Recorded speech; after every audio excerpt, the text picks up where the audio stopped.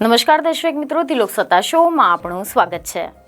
ભારત અને કેનેડા વચ્ચે ચાલી રહેલા તણાવની અસર કેનેડામાં રહેતા ભારતીય લોકો પર થવાની છે તેવી છેલ્લા કેટલાય સમયથી ચર્ચા ચાલી રહી છે। ત્યારે બધાની વચ્ચે ટ્રુડો સરકારે એવા નિયમ નીકાળ્યા છે કે જેના કારણે ભારતીયોને મોટું નુકસાન થવાના એંધાણ વર્તાયા છે।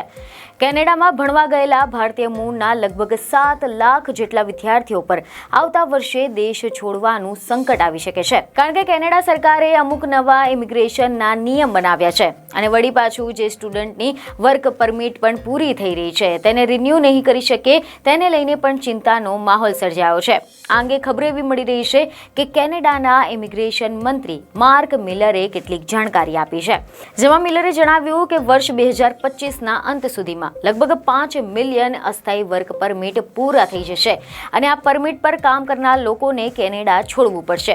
ઘણા બધા લોકોએ પોતાની મરજીથી કેનેડા છોડી દેશે, પરંતુ જે લોકો કેનેડામાં લાંબો સમય સુધી રહેવા માંગે છે તેમના માટે કેનેડાની સીમા સુરક્ષા એજન્સી પાસેથી સખત નિયમો છે।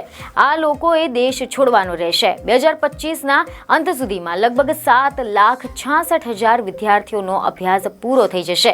અમુક વિદ્યાર્થીઓની પાસે આ પરમિટ વધારવા તેમજ નોકરી માટે નવી પરમિટ લેવાનો મોકો મળશે અને આનાથી તે લોકો કેનેડામાં રહી શકશે। હવે આપણે વાત કરીશું કે કેમ લાવવામાં આવ્યો છે આ નિયમ। તો તમે જણાવી દઈએ કે રિપોર્ટ એવા મળી રહ્યા છે કે ટ્રુડો સરકારે આગામી 3 વર્ષોમાં કેનેડામાં આવનાર લોકોની સંખ્યા ઓછી કરી દીધી છે, તેમજ સ્થાયી નિવાસીઓ અને અસ્થાયી નિવાસીઓ બંનેની સંખ્યા ઓછી કરવામાં આવી છે। આ કદમ કેનેડામાં વધતી જતી વસ્તીનું કારણ થનાર સમસ્યાઓ જેમ કે ઘરની કમી, સ્વાસ્થ્ય સેવાઓની કમી તેમજ જીવન જરૂરિયાતની ચીજ વસ્તુઓની અછત થઈ ગઈ છે, આના કારણે આ નિયમ બનાવવામાં આવ્યો છે। કેનેડાના સરકારે આ ઇમિગ્રેશન નિયમ બનાવ્યા છે, જેમાં દર વર્ષે કેનેડામાં આવનાર સ્થાયી નિવાસીઓની સંખ્યા ઓછી થઈ જશે। પહેલા દર વર્ષે 5 લાખ લોકોને સ્થાયી નિવાસ આપવામાં આવતું હતું, પરંતુ હવે વર્ષ 2025 સુધીમાં આ સંખ્યા 21% ઓછી થઈને 3,95,000 થઈ જશે।